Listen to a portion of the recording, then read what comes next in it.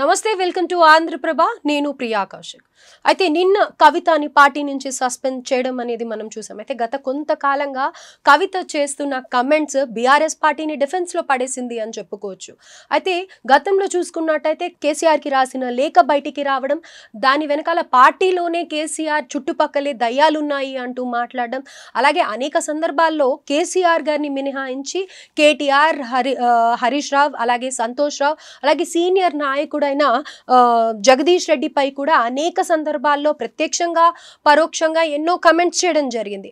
అయితే నిన్న పార్టీ నుంచి కవితని సస్పెండ్ చేశారు. అయితే దీని గురించే ప్రస్తుతం మనతో పాటు BRS spokes person Vijay Arya గారు ఉన్నారు. వారితో మాట్లాడి మరిన్ని వివరాలు తెలుసుకునే ప్రయత్నం చేద్దాం. నమస్కారం సార్. నమస్తే సార్, అయితే కవితని సస్పెండ్ చేయడానికి గల మెయిన్ రీజన్ ఏంటి? ఎందుకంటే ఇంతకు ముందు కూడా కొన్ని సందర్భాల్లో ఎంతో మంది కొంచెం లైన్ దాటి మాట్లాడిన సందర్భాలు ఉన్నాయి, ప్రవర్తించిన సందర్భాలు ఉన్నాయి. అయితే కవితని ఇప్పుడు సీరియస్ గా యాక్షన్ తీసుకోవడానికి గల కారణం ఏంటి? అంటే 100% తండ్రి పాత్ర అనేది కేవలం కుటుంబానికి సంబంధించింది మాత్రమే. తాను ఈరోజు 25 సంవత్సరాల క్రితము ఏర్పాటు చేసినటువంటి తెలంగాణ రాష్ట్ర సాధన కోసం తో ఏర్పాటు చేసిన ఒక పార్టీ అధ్యక్షులుగా తీసుకున్నటువంటి నిర్ణయం మాత్రమే తప్పిస్తే తండ్రి పాత్రకు సంబంధం లేదు. రెండవది ఏంటి అని అంటే, ఇక్కడ కేసీఆర్ గారిని మనకు గమనించాల్సిన విషయం ఏముందంటే, ఈరోజు పార్టీ అనేది అందరిది, ప్రజలందరిది పార్టీ. అందులో పార్టీలకు ఒక క్రమశిక్షణ అనేది ఉంటది. ఆ క్రమశిక్షణ రాహిత్యంగా ఏ కార్యకర్త గాని, నాయకుడు గాని మరి రాహిత్యంగా ప్రవర్తించినప్పుడు ఖచ్చితంగా వేటు వేసే అధికారము మరి పార్టీ అధినేతగా ఖచ్చితంగా ఆ పార్టీ అధ్యక్షుల వర్యులకు ఉంటుంది. కాబట్టి మరి బీఆర్ఎస్ పార్టీ అధిష్టానము, మరి అలాగే అధ్యక్షవర్యులైనటువంటి కేసీఆర్ గారు మరి ఒక కార్యకర్త, ఒక నాయకులుగా పార్టీలో ఉన్నటువంటి కవిత గారి మీద వేటు వేయడంలో ఎలాంటి మరి ఇంకో కోణం లేదు దాంట్లో. అయితే కవిత గారి విషయాన్ని మనం గమనిస్తూ వస్తా ఉన్నాం. ఈరోజు మా ఆడబిడ్డ అయినటువంటి కవిత గారు ఈ విధంగా ప్రవర్తిస్తున్న ఏ కార్యకర్త గాని, నాయకులు గాని ఊహించలేదు. అసలు మాకు ఊహకందని చర్య ఇది.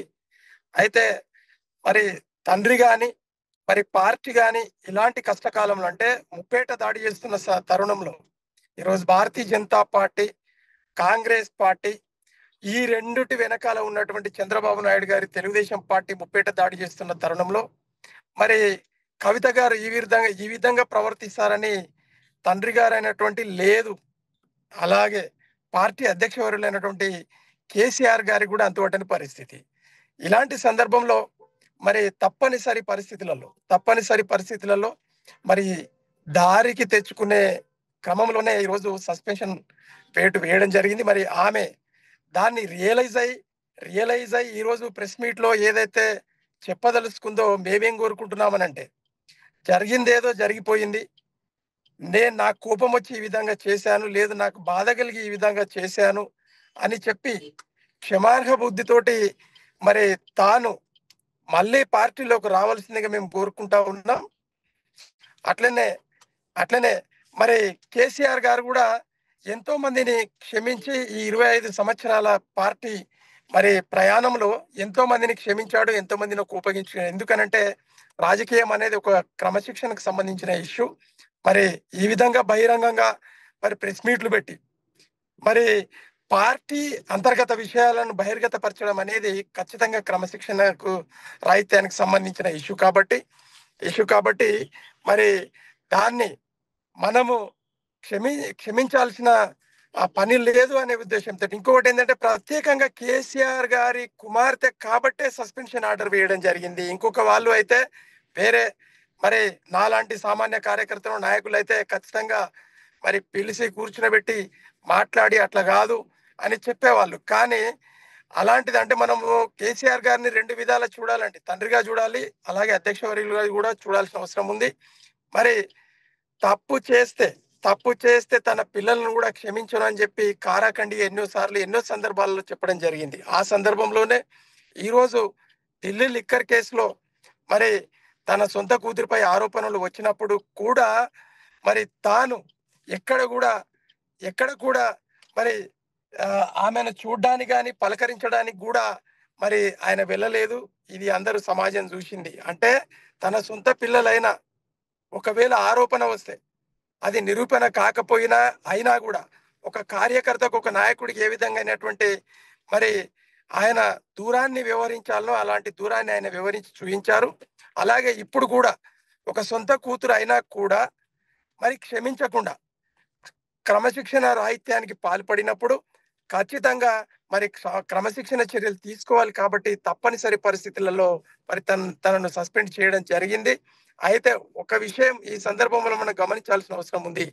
ఈ రోజు ముప్పేట దాడిలో భాగంగా 2014 కంటే మునుపు ఏ విధమైనటువంటి తెలంగాణ ఉన్నదో ఆ విధమైనటువంటి తెలంగాణను మళ్ళీ మరి తయారు చేయాలనే ఏకైక ఉద్దేశంతో ఈరోజు కాంగ్రెస్కు భారతీయ జనతా పార్టీకి ఒక ఇంటర్నల్ లింకేజ్ ఉన్నటువంటి రేవంత్ రెడ్డి గారి కుట్ర వలన ఈ సందర్భం ఏర్పడింది మా పార్టీలో.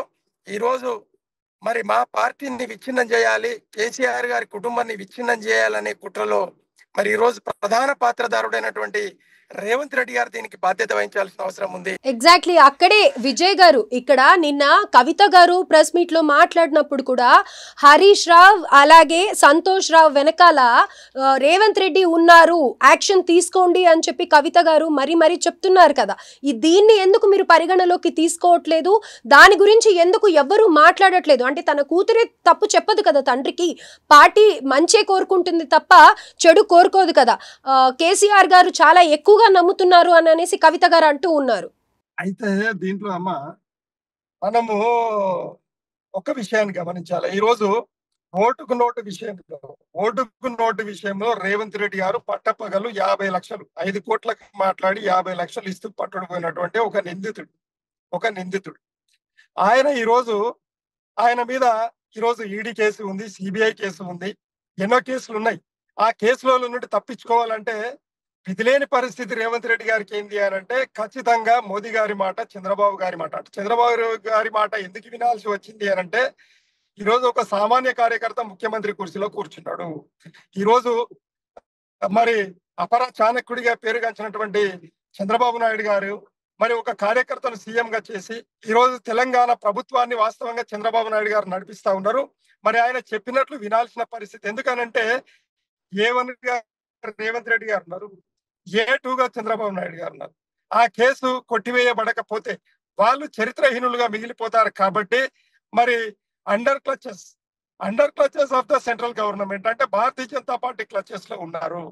ఈ సందర్భంలో మరి రేవంత్ రెడ్డి గారు కూడా విధిలేని పరిస్థితులలో ఈరోజు చంద్రబాబు నాయుడు గారు, మోదీ గారు చెప్పినట్లుగా బిడ్డను జైల్లో పెట్టినటువంటి భారతీయ జనతా పార్టీ మరి ఈ రోజు నిజంగా కూడా రేవంత్ రెడ్డి గారు అండర్ క్లచెస్ లోకి ఎలా వెళ్ళిపోయారో మా కవితమ్మ మైండ్ సెట్ ని కూడా ఈ రోజు మోదీ గారు అలాగే చంద్రబాబు నాయుడు గారి క్లచెస్ లోకి తీసుకెళ్లడం జరిగింది.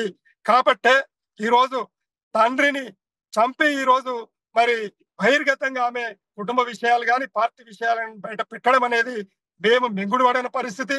మేము అనిశ్చితిలో ఉన్నాం.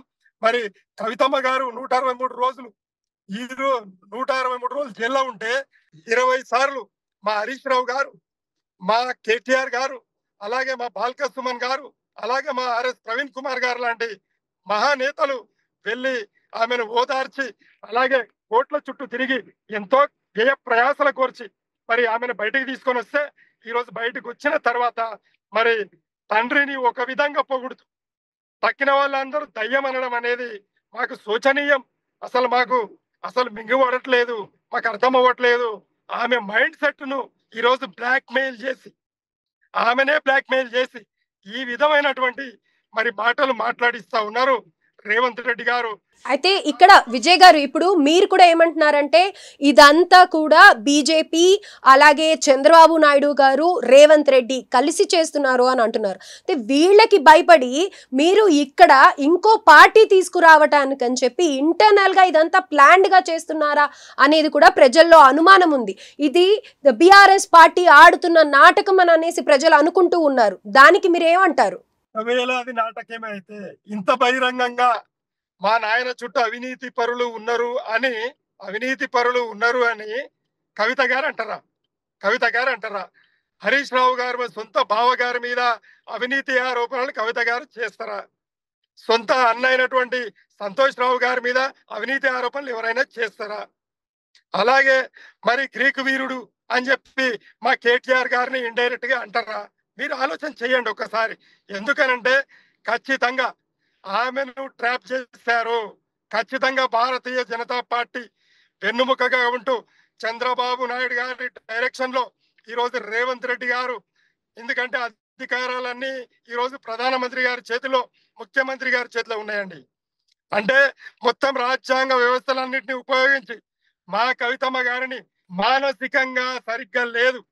ఒకవేళ ఉంటే తండ్రికి వ్యతిరేకంగా, అన్నదమ్ములకు వ్యతిరేకంగా, అలాగే బావకు వ్యతిరేకంగా, కుటుంబానికి వ్యతిరేకంగా, పార్టీకి వ్యతిరేకంగా, తెలంగాణ ప్రజలకు వ్యతిరేకంగా మాట్లాడదు. అయితే ఇప్పుడు కవిత వెనకాల కూడా ఎవరన్నా ఇదంతా చేయిస్తున్నారని అనుకుంటున్నారా మీరు? 100% అండి. రేవంత్ రెడ్డి గారు అనే ఒక శాల్తీ ఖచ్చితంగా కవితమ్మ గారి వెనకాల ఉన్నారు. ఎందుకనంటే గత 10 సంవత్సరాల నుండి ఈరోజు తిట్టరాని తిట్లు, అనరాని మాటలు, అలాగే 100% ప్రతి మాట అబద్ధమే. కానీ కవిత గారి మాటల్లో ఎక్కడా కూడా పార్టీని తక్కువ చేసి మాట్లాడడం కానీ కేసీఆర్ గారిని తక్కువ చేసి మాట్లాడడం కానీ జరగట్లేదు. డైరెక్ట్ గా హరీష్ రావు గారిని అలాగే మన సంతోష్ రావు గారు వీళ్ళు సరిగ్గా లేరు, వీళ్ళే వెన్నుపోటు పొడుస్తున్నారు అని చెప్పేసి పార్టీని సవరించుకోవాలి, పార్టీని మళ్ళీ నిలబడాలి అని అంటే కనుక వీళ్ళు ఉండొద్దు అని మాట్లాడుతున్నారు. మరి కేసీఆర్ గారిని ఎక్కడ డైరెక్ట్ గా అటాక్ చేయలేదు కదా, ఎక్కడ ఎలాంటి నెగటివ్ ఇంపాక్ట్ కేసీఆర్ గారి మీద లేదు కదా కవిత గారి మాటల్లో. అమ్మా ఇప్పుడు కవిత గారి ఐడెంటిటీ ఎక్కడుందమ్మా? కవిత గారి ఐడెంటిటీ కేసీఆర్ కూతురు అనేది ఐడెంటిటీ, అంతే కదా. ఈ రోజు మేము గౌరవిస్తున్నామనంటే కేసీఆర్ గారి వల్ల గౌరవిస్తా ఉన్నాం. ఈ రోజు కేటీఆర్ గారిని గౌరవిస్తున్నామంటే కేసీఆర్ గారి వల్ల గౌరవిస్తా ఉన్నాం. అలాగే సంతోష్ రావు గారిని గౌరవిస్తున్నామంటే కేసీఆర్ గారి వల్ల గౌరవిస్తా ఉన్నాం. అలాగే నిజంగా కూడా కేసీఆర్ గారికి వెన్నుముక అంటే హరీష్ రావు గారు. ఆయన కష్టాన్ని మేము గౌరవిస్తా ఉన్నాం, ఆయన శ్రమను గౌరవిస్తా ఉన్నాం. ఇలాంటి సందర్భంలో ఈ రోజు తండ్రిని ఒకవైపు పొగుడుతూనే తండ్రి పెట్టినటువంటి పార్టీ, తండ్రి వెనకాల వెన్నుదనగా నిలవటువంటి ఒక సమూహాన్ని పట్టుకొని బహిరంగంగా మీరు ఈ రోజు ఆరోపణలు చేస్తా ఉన్నారు అని అంటే దీన్ని ఏ కోణంలో చూడాలో ప్రజలే అర్థం చేసుకుంటారు. ప్రజలు ఏదైతే ప్రజల పక్షాన మీరు వాదిస్తా ఉన్నారో అదే ప్రజలకు మేము చెప్పే జవాబు ఏంటంటే ఈ రోజు ముప్పేట దాడిలో భాగంగా బీఆర్ఎస్ పార్టీని విచ్ఛిన్నం చేయాలి, కేసీఆర్ కుటుంబాన్ని మరి కాకవీకలు చేయాలి, విచ్ఛిన్నం చేయాలి అనే ఉద్దేశంతో కాంగ్రెస్ పార్టీ, భారతీయ జనతా పార్టీ కుట్రలు పన్నుతున్నాయి. వై? బికాస్ 75 సంవత్సరాల నుండి ఒక నాయకుడు, ఒక పార్టీ అనేది తెలంగాణ ప్రజలకు లేదు. కాబట్టే తెలంగాణ ప్రజలకు స్వాతంత్రం ఎప్పుడొచ్చిందయ్యానంటే జూన్ 2, 2014 మాత్రమే. దానికోసం పోరాటం చేసింది ఏకైక నాయకుడు, ప్రజలను పట్టుకొని మరి అన్ని అఖిలపక్ష పార్టీలను పట్టుకొని అన్ని కుల సంఘాలను, మత సంఘాలను, సామాజిక సంఘాలన్నిటి పట్టుకొని నడిచిన ఏకైక నాయకుడు కేసీఆర్ గారు. ఇప్పుడు కవిత గారు కూడా కొత్త పార్టీ పెడతారు అని చెప్పేసి అంటూ ఉన్నారు. అయితే కవిత గారు బయటికి వచ్చిన తర్వాత కొత్త రాజకీయ శక్తిగా మారితే బీఆర్ఎస్ మీద ఎలాంటి ఇంపాక్ట్ ఉంటుంది అండ్ దీనికి మీరు సిద్ధంగా ఉన్నారా? బీఆర్ఎస్ పార్టీ సిద్ధంగా ఉందా? అమ్మా కేసీఆర్ గారికి మించిన శాల్తి కవితమ్మన ఏం ప్రభావం పడుతుంది? కవితమ్మ పార్టీ పెడితే ఏం ఫరక్ పడుతుంది మీరు చెప్పండి ఒకసారి. కేసీఆర్ గారిని తప్పిస్తే ఆయన మీద ఉన్న ప్రేమ గౌరవం మీద వాళ్ళ పిల్లలకు ప్రజలు విలువిస్తారు తప్పిస్తే వేరే మార్గం లేదు. కాబట్టి ఆ పిల్లలు అలాంటి పని చెయ్యరు అని కేసీఆర్ గారి మీద ప్రేమ అభిమానం ఉన్నవాళ్ళు కేసీఆర్ గారి కూతురే కదా అని చెప్పి ఒక ఛాన్స్ ఇద్దామని చెప్పి కవిత గారిని ఒప్పుకుంటూ ఉండొచ్చు కదా. ఎందుకంటే తెలంగాణ ప్రజలందరూ కూడా కవితక్క అని చెప్పి చాలా అభిమానం చూపిస్తూ ఉంటారు. అవునమ్మా, ఇప్పుడు అదేదో ఈరోజు మన టిఎంకే పార్టీ అధ్యక్షులు కరుణానిధి గారి కూతురు లేకుండా ఉన్నారా? ఆమె పార్టీ వీడిందా అనే ఉదాహరణలు చాలా ఉన్నాయి. అలాంటప్పుడు సొంత పార్టీలో వండుకుంటూ కష్టమైన నష్టమైన ఇదే పార్టీలో ఉంటే ఏనాడో ఒకనాడు ఆమె ముఖ్యమంత్రి పదవికి అర్హురాలే కదా. కేటీఆర్ గారు అర్హుడే కదా, హరీష్ రావు గారు అర్హులే కదా. ఈ ముగ్గురైతే నిజంగా కూడా ఈరోజు భారతదేశంలో ఏ పరీక్షలు పెట్టినా నంబర్ 1 నాయకులుగా ఈరోజు వాళ్ళు మిగిలినరు.